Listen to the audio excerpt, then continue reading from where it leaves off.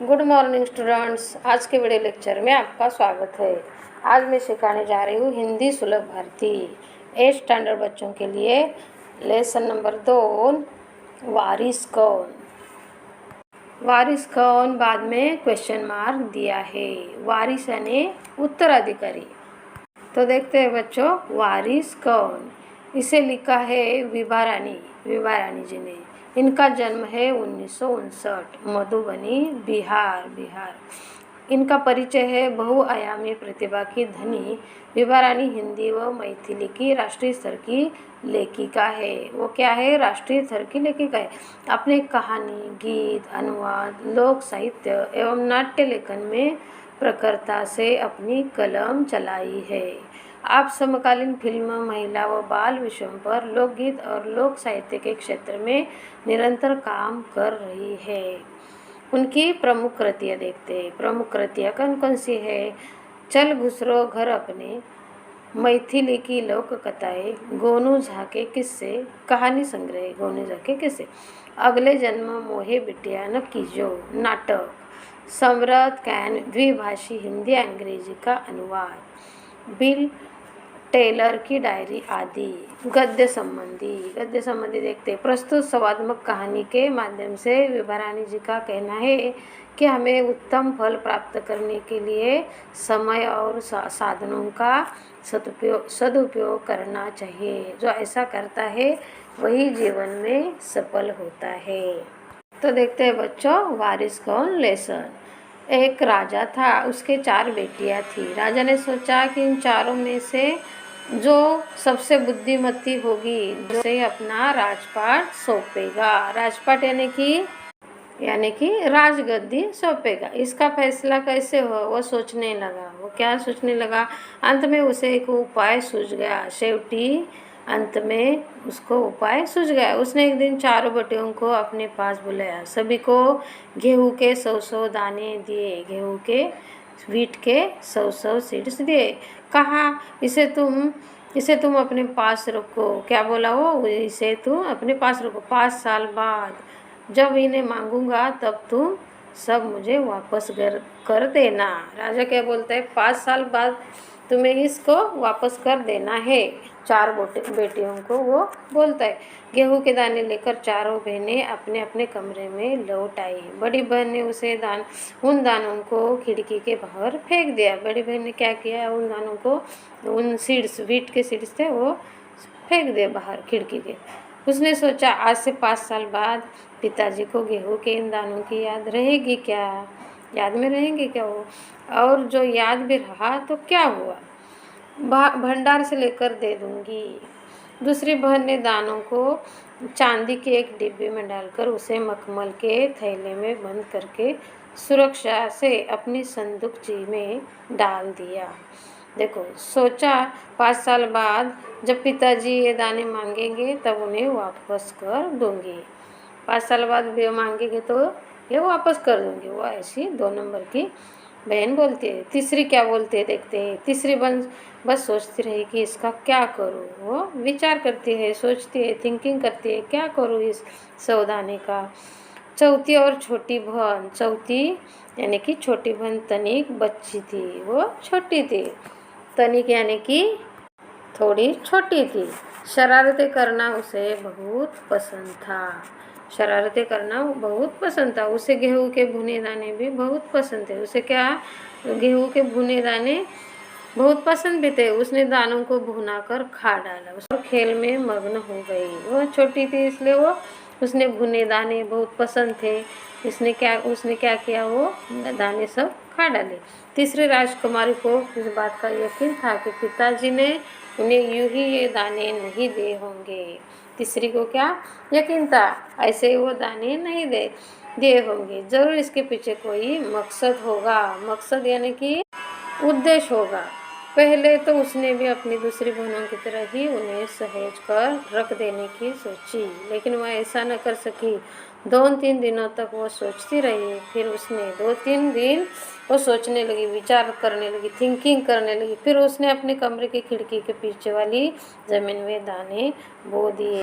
समय पर अंकुर फूटे, पौधे तैयार हुए। समय पर अंकुर आए, पौधे आए, पौधे तैयार हुए, दाने निकले, उसमें दाने भी निकले। राजकुमारी ने तैयार फसल में से दाने निकाले। फसल 3 महीने के बाद तैयार भी हो जाते हैं, उसमें से दाने भी उसने निकाले और फिर से बो दिए और फिर बो दिए। इस तरह 5 वर्षों में उसके पास ढेर सारा गेहूँ तैयार हो गया। 5 बरस के बाद बहुत सारा ढेर सारा गेहूँ तैयार हो गया। 5 साल बाद राजा ने फिर चारों बहनों को बुलाया और कहा, आज से 5 साल पहले मैंने तुम चारों को गेहूँ के 100 दाने दिए थे और कहा था कि 5 साल बाद मुझे वापस करना। कहाँ है वे दाने? पापा जी ने पूछा है चारों बेटियों के। वो कहा, दाने कहाँ है? बड़ी राजकुमारी भंडार घर जाकर गेहूँ के दाने ले आई। देखो, बड़ी राजकुमारी भंडार घर जाकर गेहूँ के दाने ले गए। उसने उसे उधर रखे थे, आए सब राजा को दिए। राजा ने पूछा, क्या ये वही दाने हैं जो मैंने तुम्हें दिए थे? पहले तो राजकुमारी ने हाँ कह दिया। पहले क्या कह दिया? हाँ कह दिया। मगर राजा ने फिर कड़क कर पूछा। तब उसने सच्ची बात बता दी। क्या बता दी देखते हैं बच्चों।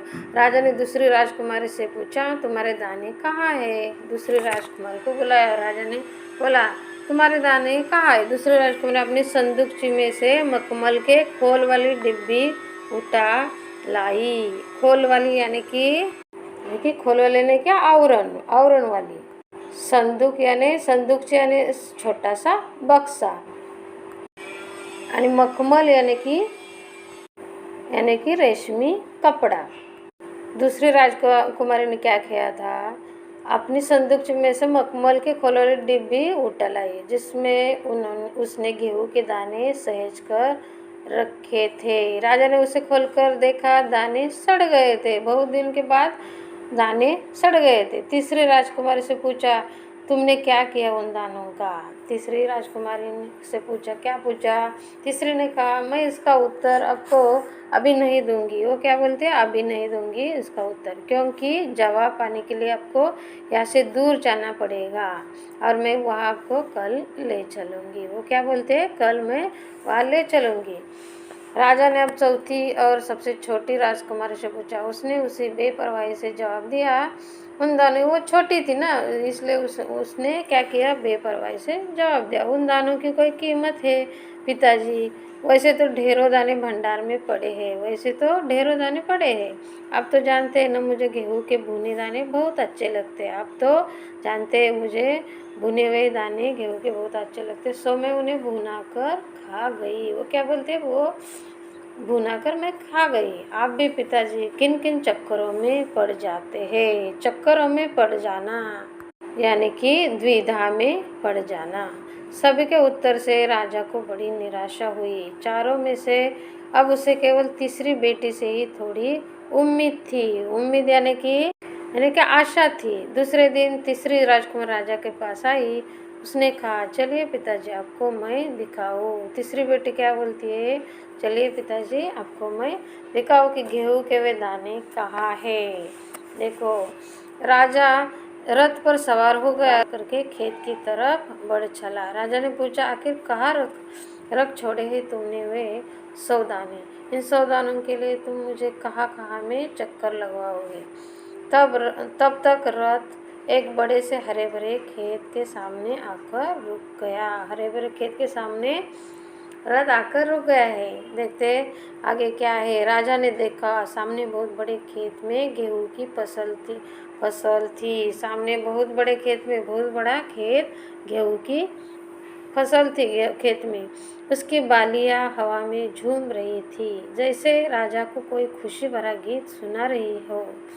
राजा ने हैरानी से राजकुमारी की ओर देखा। राजकुमारी ने कहा, पिताजी, ये है वे 100 दाने जो आज लाखों लाख दानों के रूप में आपके सामने है। वो क्या बोलती है? आज लाखों लाख दानों के रूप में आपके सामने। मैंने उन 100 दानों को बोकर इतनी अधिक फसल तैयार की है। राजा ने उसे गले लगा लिया और कहा, गले लगाना यानी कि प्यार से मिलना। राजा ने उसे प्यार से गले लगा लिया है। अब मैं निश्चित हो। वो क्या बोलता है? अब मैं निश्चित हो गया। तुम ही मेरे राज्य की सच्ची उत्तराधिकारी हो। तो बच्चों इधर अपना वारिस कौन लेसन कंप्लीट हुआ है। तो बच्चों इस लेसन से तुम्हें क्या सीख मिलती है। इस लेसन से किसी भी कार्य की सफलता के लिए आवश्यक है समझबूझ योजना बनाना, समय तथा संसाधनों का सदुपयोग करना। ऐसा करने पर उत्तम फल की प्राप्ति करने में कर्ता अवश्य सफल होता है। किसी भी कार्य की सफलता के लिए आवश्यक है समझबूझ योजना बनाना, समय तथा संसाधनों का सदुपयोग करना। ऐसे करने पर उत्तम फल की प्राप्ति करने में कर्ता अवश्य सफल होता है। देखो बच्चों कहानी के राजा ने भी ऐसा ही किया है ना। राजा ने अपनी 4 पुत्रियों में से उचित उत्तराधिकारी की कार्य का चयन करने के लिए उनकी बुद्धिमानी की परीक्षा ली और सफल राजकुमारी को राज्य का राजा बनाने का निर्णय लिया है। तो बच्चों वारिस कौन लेसन अपना हमारा कंप्लीट हुआ है। तो आगे देखते हैं इस लेसन के क्वेश्चन एंड आंसर यानी कि स्वाध्याय। पहला है शब्द वाटिका। शब्द वाटिका में शब्द का अर्थ दिया है, देखते हैं। तनिक, तनिक यानी थोड़ा।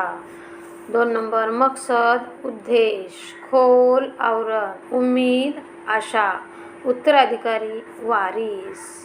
मुहावरे, इस लेसन के मुहावरे।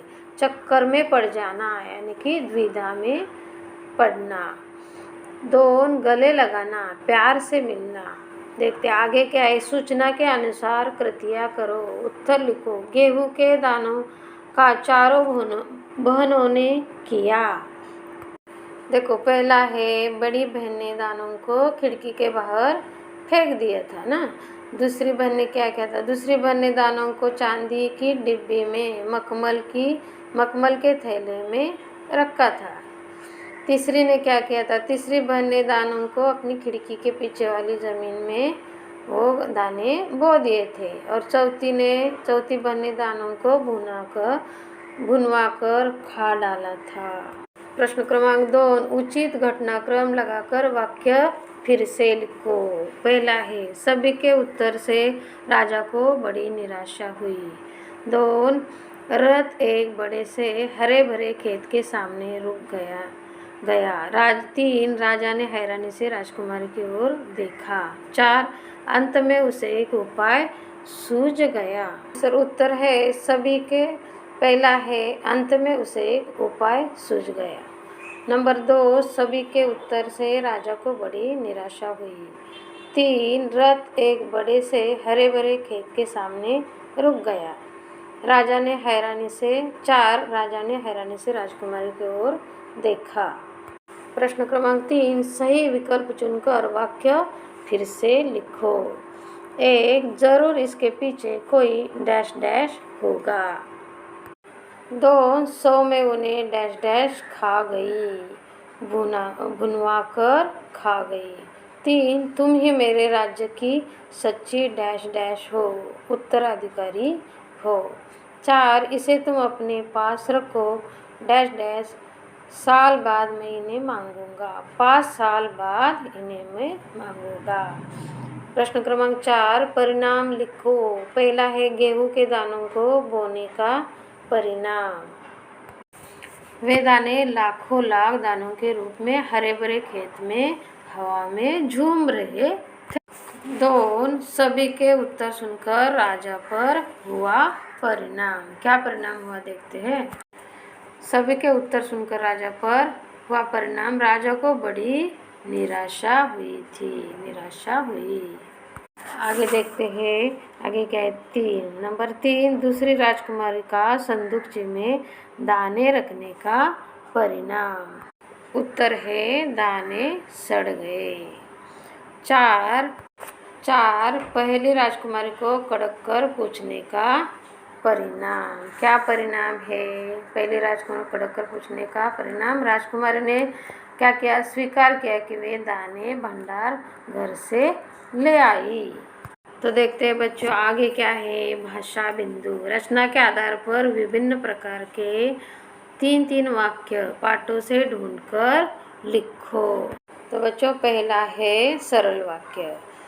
5 साल बाद राजा ने चारों बहनों को बुलाया। 2 अब मुझे अपने किए पर पछतावा हुआ। 3 कभी हरा भरा पेड़ मत काटो। 2 मिश्र वाक्य मधिल फर्स्ट नंबर, मनुष्य में जो घृणा है वह पशुत्व की निशानी है। 2 मैं सोच में पड़ गई क्योंकि मेरा काम तो पुणे में है। 3 नाखून बढ़ते हैं तो बड़े, मनुष्य उन्हें बढ़ने नहीं देगा। 3 संयुक्त वाक्य फर्स्ट क्रमांक, समय पर अंकुर फूटे और गेहूं के दाने तैयार हुए। 2 मैं शरीर से बूढ़ा हूँ किंतु उत्साह में जवान हूँ। 3 राजा साहब ने मुझे इंटरव्यू दिया और बहुत सारी बातें हुई। देखते बच्चों आगे क्या है। उपयोजित लेखन, अपने मित्र सहेली को दीपावली की छुट्टियों में अपने घर निमंत्रित करने वाला पत्र लिखो। आगे क्या है, तो बच्चों मैंने समझा। क्या समझा? किसी भी कार्य की सफलता के लिए हमें अवश्य सब समझकर योजना बनानी चाहिए तथा संसाधनों का सदुपयोग करना चाहिए। ऐसा करने पर उत्तम फल की प्राप्ति मिलती है। तो बच्चों, और हमें बड़ों द्वारा दिए गए एडवाइस के पीछे कोई मकसद होता है तो हमें सोचना चाहिए। अपनी बुद्धि का प्रयोग कर उसमें सफल होने के लिए कोशिश करनी चाहिए ना। हम कोशिश करते रहेंगे तो जीवन में सफलता अवश्य मिलेगी।